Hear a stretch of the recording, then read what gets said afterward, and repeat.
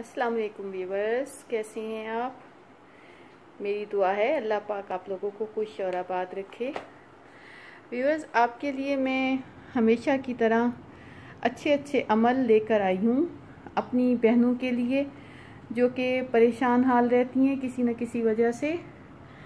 तो मैं चाहूँगी कि मेरी बहनों को कोई भी प्रॉब्लम हो, परेशानी हो, तो एक बार मुझसे ज़रूर शेयर करें। हो सकता है कि मैं आपके किसी काम आ सकूं और आपके लिए वसीला बन सकूं। व्यूअर्स, मैं अपने मुर्शिद की इजाज़त से आपको ये अमल बता रही हूं। आप इन पर अमल करें यकीन से, मोहब्बत से। इंशाअल्लाह अल्लाह पाक इसमें ज़रूर बरकत देगा।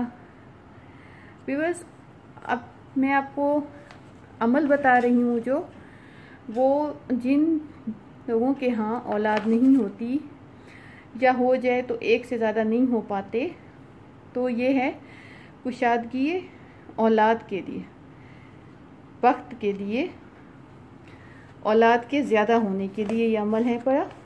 और मैं अपनी बहनों को बता रही हूँ कि कुरान करीम की सिपारा नंबर 19 सूरह मुबारका अल फुरकान की आयत नंबर 74 मतलब 74, कुरान करीम की पारा नंबर 19 सूरह मुबारका अल फुरकान की आयत नंबर 74 अव्वल आखिर 11 मरतबा दरूद पाक के साथ 203 मरतबा सुबह शाम विर्द करके अपने रब्बे करीम की बारगाह में दुआ मांगे, गिड़गिड़ा कर दुआ मांगे।